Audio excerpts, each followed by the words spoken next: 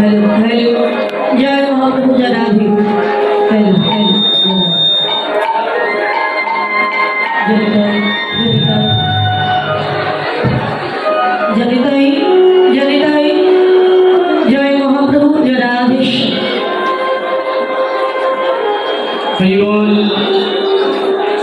तो विष्णुप्रिया कांचनार कण्ठ जड़िए धरे बोलছে কাঞ্চনা রে নবদ্বীপের মাঝে এমন এক রূপের মানুষ আমি দর্শন করেছি সেই রূপের মানুষকে কখনো ভুলতে চাইলেও ভোলা যাবে আমি দেখলাম কি জানিস হেমশায়ী অতি গোরা সমুদ্র হাসধরা জগজন নয়নে আনন্দ ওনাগরি কেমন দেখতে না বলে বলছে হেমশায়ী তার মানে নাগরি এর মানে সোনা আর অতি গোরা অর্থাৎ সোনার চাইতেও অতীব সুন্দর আমার গৌর হরিরঙ্গের যেই বলতে সোনার চাইতে সুন্দর সোনার নিজের দোকে ধিক্কার দিয়ে বলে না বলি গৌর সোনার সঙ্গে তোমরা আমায় তুলনা করো আমার গৌরের যে কাঁচা সোনা খাঁটি সোনা আর আমি হলাম নকল সোনা ছাল সোনা আমাকে তখন উপাসনা পাওয়া যায় না কিন্তু আমার গৌর সোনার উপাসনা পাওয়া যায় আমাকে অলঙ্কার করে যদি কেউ অঙ্গে ধারণ করে তাহলে কিন্তু অহংকার বেড়ে যায় যে আমার 5 ভরি কি 10 ভরি সোনা আছে কিন্তু গৌর সোনাকে যদি একবার কেউ হৃদয় পদে জড়িয়ে ধরতে পারে সকল মান অভিমান তার দূরে চলে যাবে মান অভিমান আর থাকে না সদা সর্বদা পথের কানাংশ হয়ে যায় তাই নাগরিক সোনার চাইতে অতীব সুন্দর আমার গৌর হরিরঙ্গের জ্যোতি বৃন্দাবনে যখন কৃষ্ণ ছিলেন কৃষ্ণের রঙের বরণ ছিল কাঁচা আমের মতো পিত্ত রং সেই কাঁচা বরণকে ত্যাগ করে ভগবান কলিযুগের মাঝে এসেছে সোনার বরণ গৌর হয়ে কেন না বৃন্দাবনে ভগবান শ্রীকৃষ্ণ অষ্টসখীগণ গোপীগণ কৃষ্ণকে ডেকে প্রশ্ন করেছিল দয়াময় এই জগতে আমার কিন্তু হাজার হাজার লক্ষ লক্ষ কোটি কোটি ভক্ত তারা সবাই আমাকে ডাকে ভালোবাসে তা কই কখনো আমি তাদের কাছে ছুটে যাই কিন্তু তোমরা বৃন্দাবনের গোপীগণ আমাকে এমন কি দিয়ে ডাকো যে তোমরা ডাকলে আমি আর থাকতে পারি আমি যেখানেই থাকি পাগলের মতো তোমাদের কাছে ছুটে আসি বলো না কি দিয়ে ডাকো ললিতা বললেন কৃষ্ণ এটা তোমার অযৌক্তিক প্রশ্ন ভক্ত ভগবানকে কি দিয়ে ডাকে এটা মুখে বলে আমরা তোমায় বোঝাতে পারবো যদি বুঝতে হয় এখন তাকিয়ে দেখো জগতের দিকে ছোট্ট একটি বাচ্চা ছেলে মায়ের কাছে গিয়ে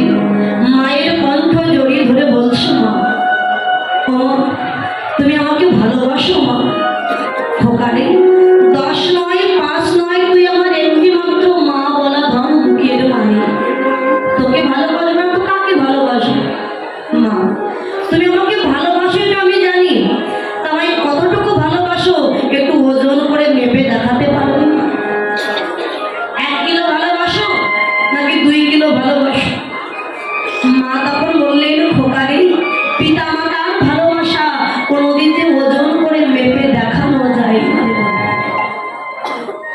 মা তাহলে তো আমি কোনোদিন বুঝতে পারবো না যে পিতা মাতা সন্তানকে কতখানি ভালোবাসে পারবি খোকা পারবি তবে আজ না কবে জানিস যেদিন তুইও পিতা হবি তোরও যেদিন একটা সন্তান হবে সেদিন তুই বুঝতে পারবি যে পিতা মাতা সন্তানকে কতটুকু ভালোবাসে তাই ললিতা বললেন কৃষ্ণ ভক্ত ভগবানকে কি দিয়ে ডাকে এটা মুখে বলে আমরা তোমায় বোঝাতে পারবো যদি বুঝতে চাও ভগবানের ভগবানটাকে পরিত্যাগ করে যদি তুমি কখনো ভক্ত হতে পারো তবেই তুমি বুঝবে ললিতা আমি তো ভগবান ভক্ত হতে গেলে আমায় কি করতে হবে কি করলে আমি ভক্ত হতে পারবো যদি ভক্ত হতে চাও আগে নিষ্কিঞ্চন বৈষ্ণবের পদধূলি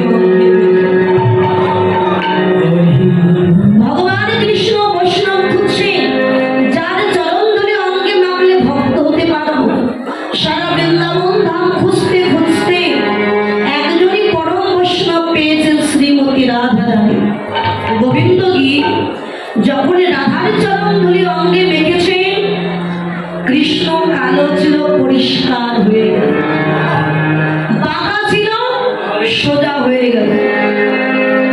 মূর্খ কৃষ্ণ পণ্ডিত হয়ে গেল। তো ভগবান দেখছে একজন বৈষ্ণবের পদধূলি অঙ্গে মেখে যদি এত পরিবর্তন আমার হয়, না জানি হাজার হাজার বৈষ্ণবের পদধূলি অঙ্গে মাখলে কত প্রেম ভক্তি আমি পাবো। হাজার বৈষ্ণব বৃন্দাবনে ছিল, ছিল কোথায়? ওই নদিয়া নবদ্বীপের মাঝে। ভগবান বললেন রাধে গো,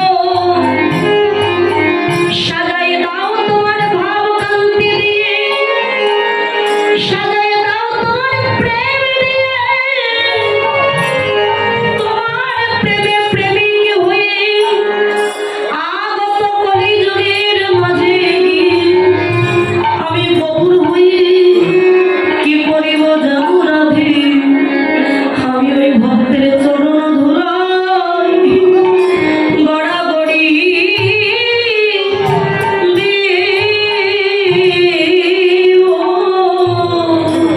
আমি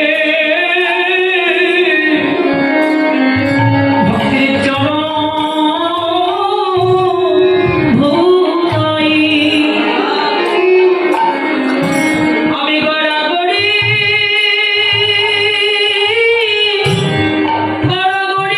দিব। তোরা নাম নিবি না,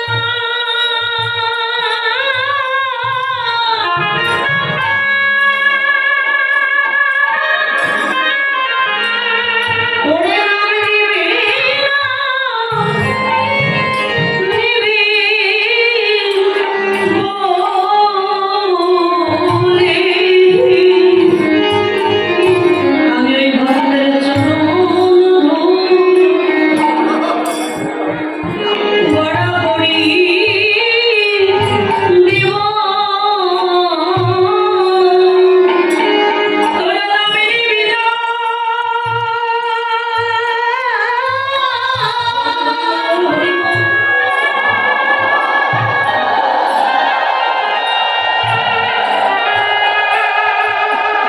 তোরা নামে নিবি না, নিবি বলে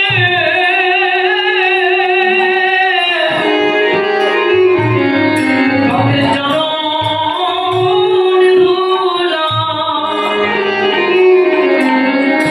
আমি গড়াগড়ি দিব।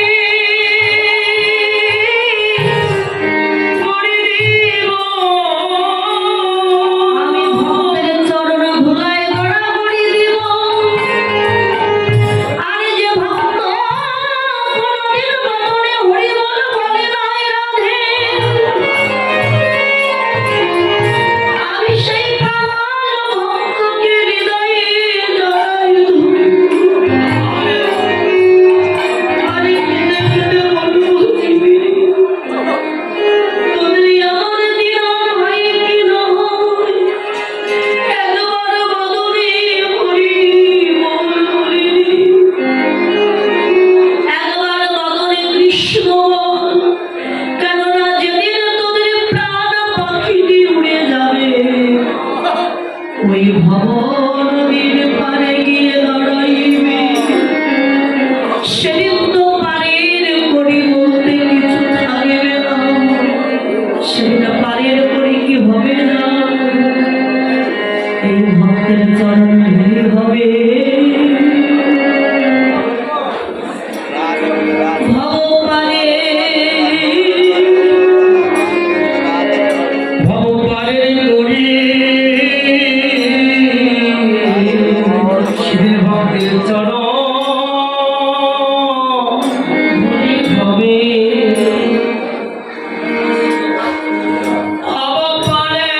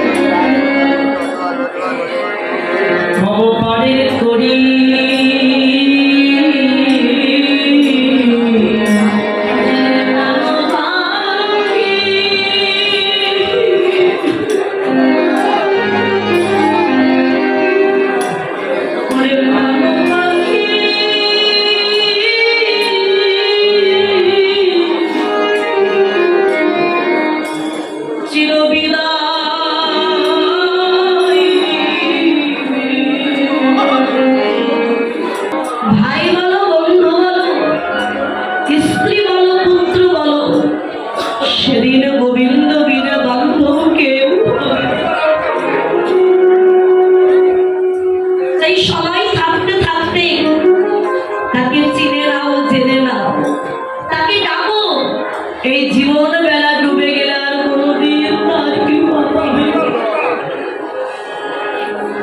তাকে ডাকার মতো ডাকো, দেখবে ভগবান কি আর তুমি থাকতে পারো? লোকে বলে কৃষ্ণ পাষাণ, সাড়া দিতে জানে না। মহাজন বললেন তাকে ডাকার মতো ডাকতে জানো না বলে সাড়া দিতে জানে না। আমরা তো ভগবানকে ভালোবাসি না, কেমন স্বার্থের জন্য ভালোবাসি। ভালোবাসাটা কেমন দেখো, গোবিন্দের মন্দিরে গিয়ে কাঁদছি, হে গোবিন্দ আমার ছেলে অসুস্থ হয়েছে, আমার ছেলেকে যদি সুস্থ করে দাও মন্দিরে আমি প্রসাদ দিয়ে যাব। আমার মেয়ে পরীক্ষায় বসেছে, ভালো রেজাল্ট করতে পারলে এই মন্দিরে আমি অর্থ দান করে দেব। মানে যদি ভালো হয় তবে দেব, ভালো না হলে আর দেব না। এটা তো স্বার্থের ভালোবাসা। মিষ্টি মিষ্টান্নই যদি ভগবান সন্তুষ্ট হতেন, যার মিষ্টির দোকান আছে দোকানের সমস্ত মিষ্টি ভগবানকে দিয়ে দিলেই তো ভগবান পেয়ে যেতেন। যার স্বর্ণকারের দোকান, দোকানের সমস্ত স্বর্ণলঙ্কার ভগবানকে সাজিয়ে দিলেই তো ভগবান পেয়ে যেতেন। বলে ওগুলো কিছু চাই না, শুধু একটু ভক্তি দিয়ে তোরা আমায় ডাক। তাই চাইতেই যদি হয় ভগবানের কাছে তো আমরা সুখ চাই, সুখ নয় দুঃখ চাও, কষ্ট চাও, কেন জানো? সুখে কৃষ্ণ থাকে না, দুঃখে কৃষ্ণ থাকে। তার প্রমাণ দিলেন ওই যে মহাভারতে ভগবান শ্রীকৃষ্ণ পঞ্চ পাণ্ডবের সঙ্গে 13 বৎসর ছিলেন। 1-2 বৎসর নয়, 13টা বৎসর পঞ্চ পাণ্ডবের সঙ্গে ভগবান ছিলেন। কুরুক্ষেত্রের যুদ্ধ হয়ে গেছে, ভগবান দেখলেন এবার তাহলে আমার চলে যাওয়ার সময় হয়ে গেছে। ভগবান ভাবছেন আমি তো চেয়েছিলাম যুধিষ্ঠির রাজা ঐশ্বর্য ফিরে পাক, তাই তো হয়েছে, এবার আমি চলে গেলাম। এক পা দু পা করে হস্তিনাপুর থেকে দ্বারকায় চলে যাচ্ছে, কিন্তু যেতে পারছেন না। কেন? এই মনটা বারবার কাঁদছে ওই পঞ্চ পাণ্ডবের জন্য। যাদের সঙ্গে 13 বৎসর ছিলেন তাদের ছেড়ে যেতে তো মনে একটু কষ্ট হবে, যেতে পারছেন না। ভাবলেন চলে তো আমি যাব, তো যাওয়ার আগে আর একবার ওই পঞ্চ পাণ্ডবকে একটু দেখে আসি, ওরা কি করছে। আমি যেমন কষ্ট পাচ্ছি ওরাও মনে হয় আমার জন্য একইভাবে কষ্ট পাচ্ছে। এক পা দু পা করে হস্তিনাপুরে গেছেন ভগবান। রাজসভায় প্রবেশ করতে যাবে, হঠাৎ দেখতে পেলে ওই যুধিষ্ঠির রাজা হবে জেনে পঞ্চ পাণ্ডব আনন্দে হই হুল্লোড় করছে, নৃত্য গীত করছে। চতুর্দিকে আলো দিয়ে সাজানো, ফুল দিয়ে সাজানো, আনন্দে সবাই নৃত্য গীত করছে। ভগবান থমকে দাঁড়ালেন, যা ওরা তাহলে আমায় ভুলে গেছে। আমি তো চেয়েছিলাম যুধিষ্ঠির রাজা ও ধন সম্পত্তি ফিরে পাক, তাই তো হয়েছে। আর কেন কষ্ট পাবো আমি ওদের জন্য? এবার আমি চলে যাব। চলে যাচ্ছেন তো হঠাৎ দেখতে পেলেন একটা অন্ধকার জায়গা, সেই অন্ধকারে কোনো আলো না। ওই অন্ধকারে বসে বসে একজন মা কাঁদছে। কৃষ্ণ গিয়ে দেখলেন আর কেউ নয়, কে কাঁদছে? ওই পঞ্চ পাণ্ডবের মা দেবী কুন্তি বসে বসে কাঁদছে। কৃষ্ণ গিয়ে ডাক দিয়েছে, পিসি ও পিসি, তুমি অন্ধকারে নিরজনে বসে কাঁদছো কেন পিসি? আজকে তো তোমার আনন্দের দিন,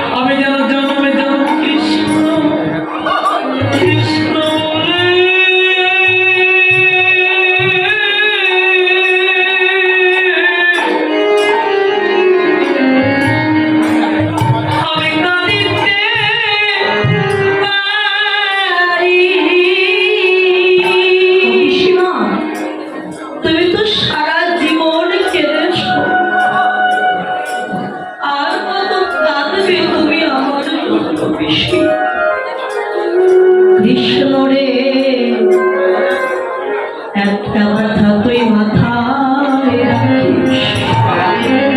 যেদিন বিবাহের আগে আমার বড় ছেলে বড় লোকে জন্ম দিয়েছিলাম, তামার হাড়িতে করে জলে ভাসাইয়ে দিয়েছিলাম, করে সেদিনও আমি কেঁদেছিলাম।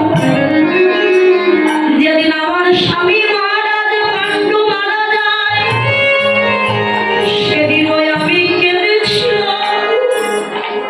যেদিন ওই কুরুক্ষেত্রের যুদ্ধে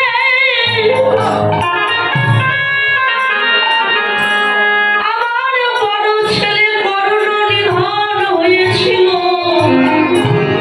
সেদিনও আমি নীরজনে বসে পুত্র শোকে কেঁদেছিলাম।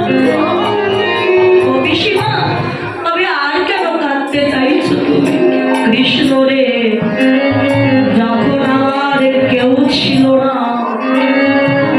আমি পথের কাঙাল ছিলাম, তখন আমার কাছে আমার কৃষ্ণ ছিল। কিন্তু একবার আমার পানে চেয়ে দেখ, আজ আমার সব হয়েছে, শুধু কৃষ্ণ